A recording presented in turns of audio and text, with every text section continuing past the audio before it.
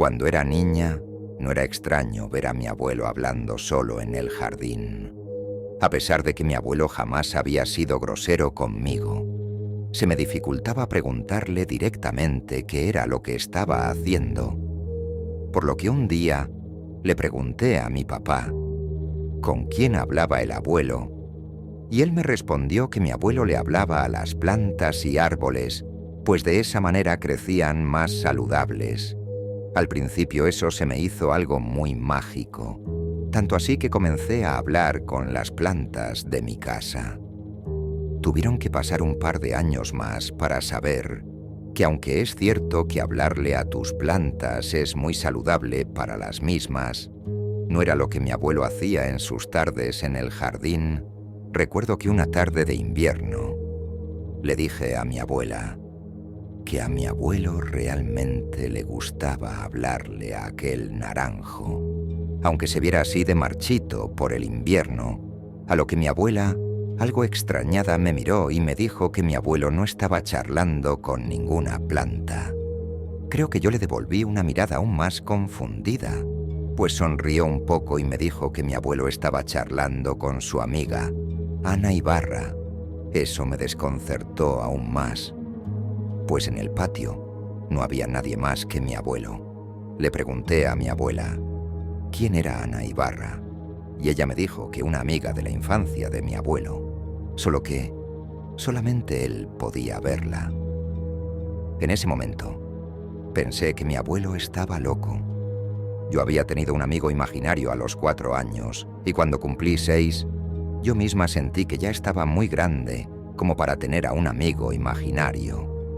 Supongo que mi abuela notó esto en mi rostro, pues de inmediato me dijo que no era imaginaria, solamente que no cualquiera podía verla. Me dijo que en este mundo había personas extraordinarias que podían ver cosas que la mayoría no podíamos ver, y que muy a menudo las personas con esta habilidad solo la rechazan e ignoran. Sin embargo, otras como mi abuelo la aceptan y aprenden a vivir con ella. No lo comprendí en ese momento, y tampoco seguí preguntando. Yo tenía unos 17 años cuando por fin me animé a ir directamente con la persona de la duda eterna. Ya no era una niña, y una parte de mí me decía que quizás mi abuelo necesitaba más ayuda de la que sus hijos o esposa podían proporcionarle, por lo cual me acerqué a él. Al apenas pararme a su lado, me miró y me sonrió con amabilidad. Mi abuelo era un gran hombre, y ahora que ya no está, me gustaría que su historia quedara inmortalizada, al menos aquí. Aunque no hablaba mucho, siempre sabías que si le pedías ayuda a él te la daría, siempre ni cuando estuviera en sus posibilidades. Era el tipo de persona que se quitaría el pan de la boca para dárselo a cualquiera que lo necesitara más que él. Recuerdo que sin rodeos le pregunté con quién estaba hablando, y sonriendo me dijo, con Anita, pero ya se fue. Es tímida con los extraños. Le pregunté cuántos años tenía Ana, y él me dijo que 8 años. A medida que yo iba avanzando, y siendo más específica con mis preguntas, mi abuelo notó que lo que yo realmente estaba haciendo era tratando torpemente de hacerle un análisis mental, por lo que sonrió para sí mismo y me dijo que él había prometido ser amigo de Ana Ibarra para siempre, y él jamás rompería esa promesa. Acto seguido, comenzó a relatarme la siguiente historia que me dejó pensando hasta el día de hoy. ¿Cuántas cosas que desconocemos existen en este mundo? Mi abuelo era el 5º hijo de 12 hermanos. En aquel entonces, sus padres tenían una enorme granja familiar que los proveía de todo lo que necesitaban, por lo cual, a diferencia de muchos niños en ese pueblo, ni mi abuelo, ni ninguno de sus hermanos pasaron hambre o carencias.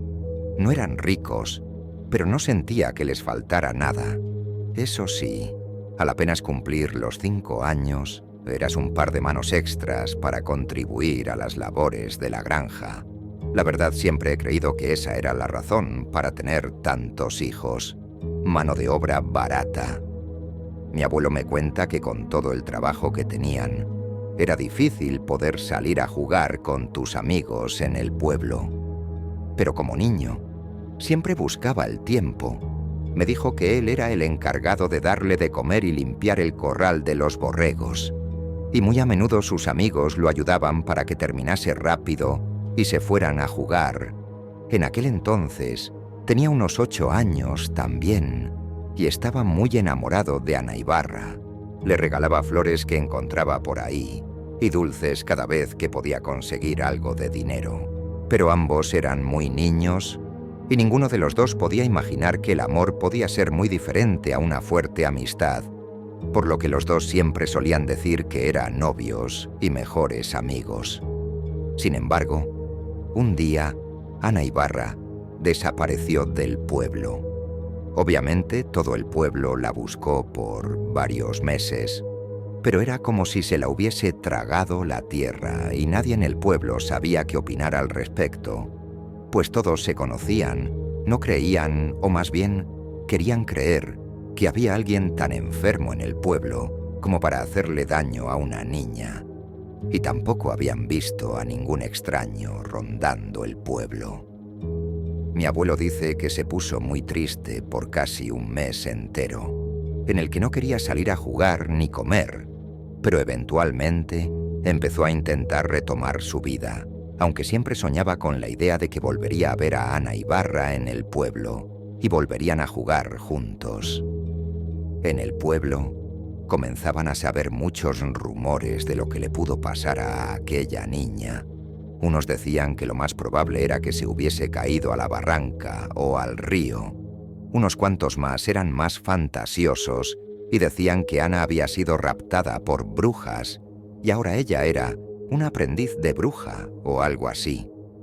Pienso que todo el pueblo tenía algo que contar sobre aquella niña desaparecida, todos menos mi abuelo. Él quería recordarla como aquella niña que siempre le decía lo mucho que deseaba salir de ese pueblo y conocer todo el mundo. En su mente infantil, mi abuelo esperaba que donde sea que estuviera, Ana lograra todo lo que soñó. De esta manera los días pasaron y la rutina de mi abuelo comenzaba a regresar. Incluso en el pueblo, cada vez se escuchaba menos el nombre de Ana Ibarra. Mi abuelo dice que, en una tarde, se animó por primera vez desde que Ana desapareció a salir a jugar con los niños del vecindario. Así que en cuanto terminó sus labores de la granja lo hizo. Estaban jugando a las escondidas y no tuvieron ningún problema con incluir a mi abuelo. Él corrió a los alrededores para buscar el mejor lugar para ocultarse, cuando de repente vio una especie de refrigerador industrial. Estaba en muy mal estado y por más que lo intentara no podía recordar a alguien del pueblo que tuviera algo como eso. Ese refrigerador debía ser de la ciudad. Sin embargo, era extraño que alguien hubiese conducido tanto tiempo con esa cosa, solo para tirarla en el pueblo. Mi abuelo decidió no pensar mucho en eso. Era un escondite perfecto, y si lograba trancar la puerta por adentro, pensarían que estaba sellado y no lo buscarían ahí, por lo que sin pensarlo mucho, entró al refrigerador cerrando la puerta, sin saber que una vez cerrada, abrirla por adentro era simplemente imposible. No lo notó en el momento. De hecho, por lo que recuerda, se reía un poco al haber encontrado un escondite tan perfecto. Sin embargo, la sonrisa se le borró a los pocos minutos. Estaba muy oscuro ahí adentro y sus ojos no podían acostumbrarse a la oscuridad. Y eso no era lo peor. Parecía que el aire que había adentro se estaba acabando. Mi abuelo intentó empujar la puerta para salir, pero no lo consiguió. Comenzó a intentarlo con mucha más desesperación. Pero no importaba lo que él hiciera. Simplemente no era capaz de abrirla. El pánico comenzó a apoderarse de él, pero no importó que tan fuerte gritó por ayuda. Nadie fue a su auxilio. Mi abuelo me cuenta que aún a sus 8 años, comenzó a hacerse a la idea de que él no saldría vivo de ese lugar. Dice que comenzó a rezar, no para que lo sacaran de ahí, sino para poder irse al cielo. Cuando de repente escuchó un sollozo.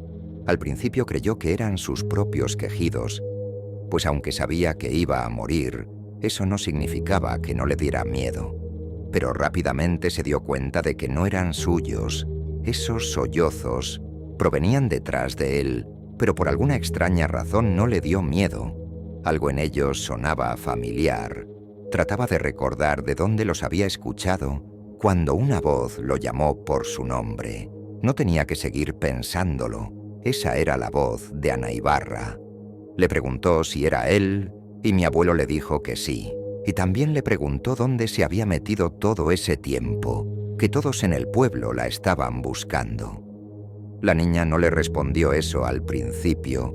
Le preguntó a mi abuelo si traía algo de comer consigo. Pues tenía mucha hambre. Mi abuelo le dijo que no tenía nada. Pero cuando salieran, seguro sus padres le darían algo de comer. Mi abuelo dice que hasta ese momento recordó que estaba encerrado y que no podía salir. Además comenzó a caer en cuenta de que para estar hablando con Ana, ella debió estar ahí antes que él entrara. Y él no había visto nada al entrar. Sin embargo, algo dentro de él estaba tan emocionado por volver a hablar con su amiga, que eso pasaba a segundo plano. Mi abuelo le propuso a Ana tratar de empujar la puerta juntos, pero Ana parecía no tener interés en hacer eso. Tomó la mano de mi abuelo. Dice que se sentía muy fría y huesuda, como si no tuviera pulso alguno, y le dijo: ¿Me prometes que siempre seremos amigos? Mi abuelo estaba algo extrañado por eso, pues era más que obvio que siempre serían amigos.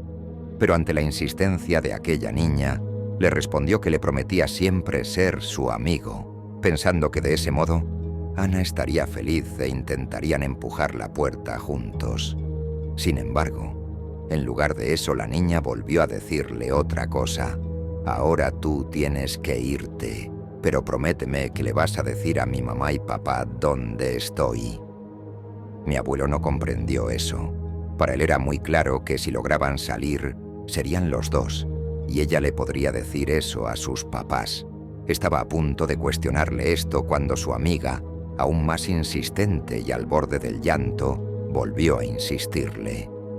Debes de decirles dónde estoy y decirles que fue Jacinto. Prométemelo, por favor. Con la esperanza de que Ana se calmara y lo ayudara a tratar de salir de ahí, le respondió que si lo haría, que le diría eso a sus padres, y dice que fue entonces que, como por arte de magia, la puerta del enorme refrigerador se abrió. Mi abuelo dice que fue como volver a nacer, fue como si sus pulmones recibieran oxígeno por primera vez. Dio un salto de la alegría y volteó a ver a Ana para compartir aquella felicidad con ella. Sin embargo, su amiga no estaba ahí. La buscó por varios minutos hasta que el amigo encargado de buscarlo lo vio y le dijo que era el peor jugador de las escondidas del mundo. Pues en lugar de esconderse como todos los demás, estaba buscando a alguien. Mi abuelo le contó a aquel niño sobre su aventura en ese refrigerador y el cómo había estado con Ana. Sin embargo, su amigo no le creyó. Aquella noche mi abuelo volvió a su casa demasiado contrariado sobre lo que había vivido aquella tarde.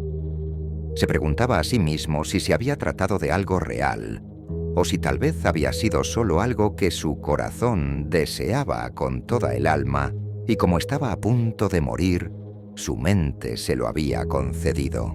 Sin embargo, no podía sacarse de la cabeza lo que había sentido y todas las promesas que le había aceptado a Ana. Así que aunque temía que los padres de su amiga se enfadasen y le dijeran a los suyos que su hijo estaba inventando mentiras sobre la desaparición de Ana, decidió que debía comportarse como un hombre y cumplir con las promesas que había jurado cumplir.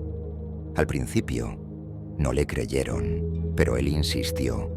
Dijo que Ana estaba en el refrigerador, pero no se atrevió a decir quién le había dicho a Ana que lo hizo, porque en su mente infantil creía que si era verdad que Ana estaba ahí, entonces ella estaba viva. Mi abuelo dice que les estuvo insistiendo por días que incluso su padre le había pegado y le había dicho que dejara de inventar mentiras y que no se volviera a acercar a los padres de Ana. Y aunque mi abuelo tenía miedo de que le volvieran a pegar, aún así siguió insistiendo. Hasta que, hartos por la insistencia de mi abuelo, los padres de Ana fueron hasta el refrigerador. Al principio, como era de esperarse, no vieron nada.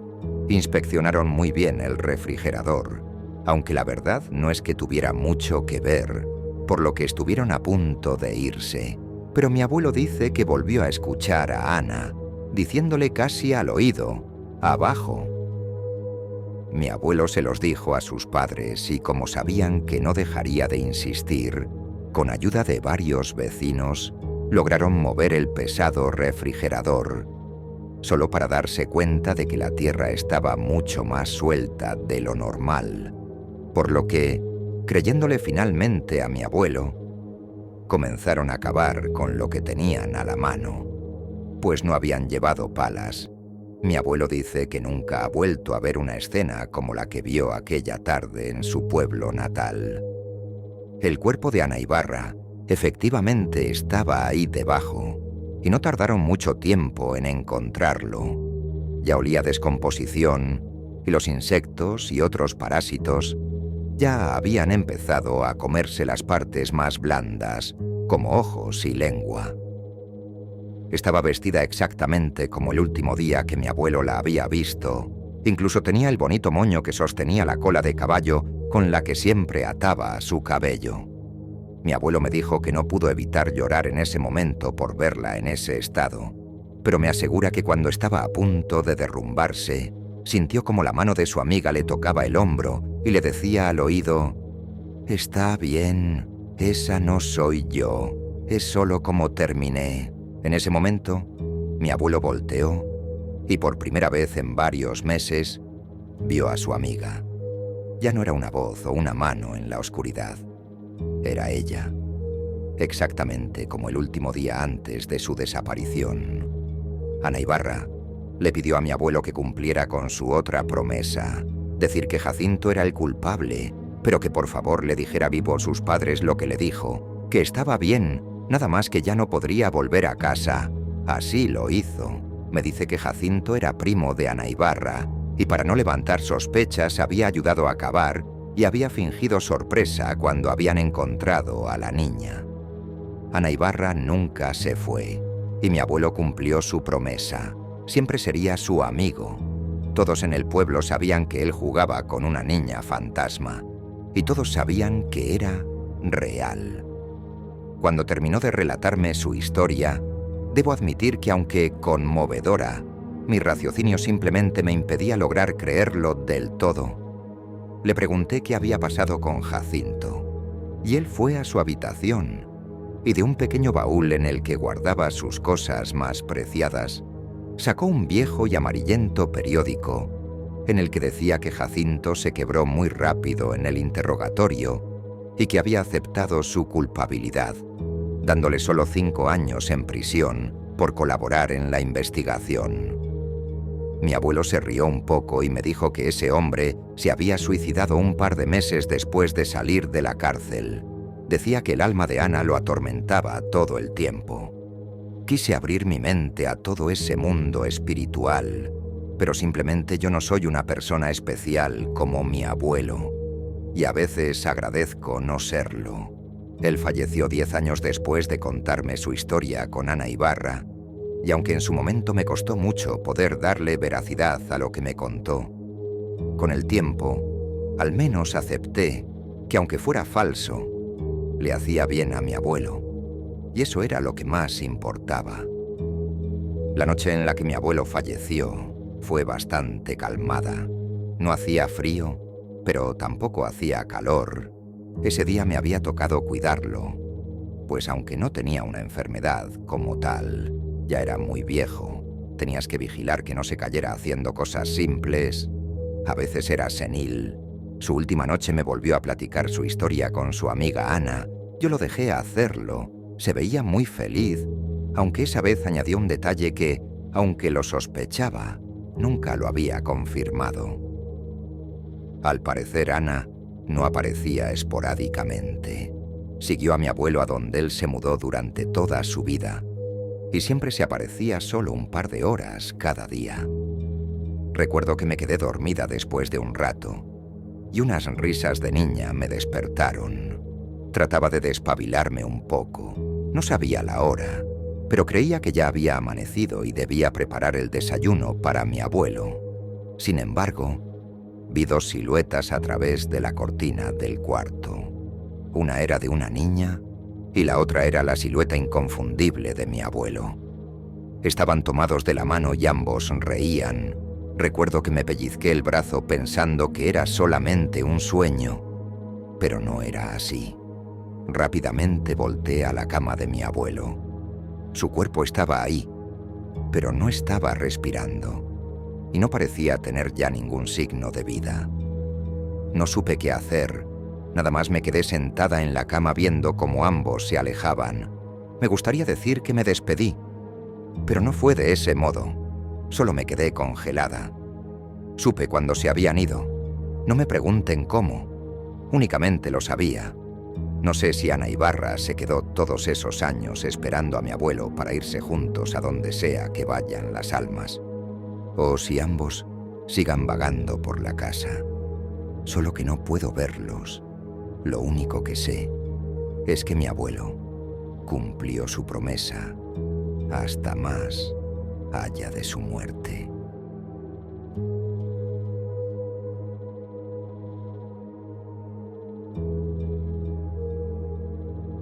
Y así llegamos al final de esta escalofriante historia. Espero que hayas disfrutado cada minuto de este relato tanto como yo al contarlo. Si te ha gustado, no olvides dejar un like, compartirlo con tus amigos y suscribirte para más historias de terror. Activa la campana de notificaciones para no perderte ninguna de nuestras próximas aventuras llenas de misterio y miedo. Y dime en los comentarios qué fue lo que más te asustó de este relato. Nos vemos en el próximo video. Si te atreves.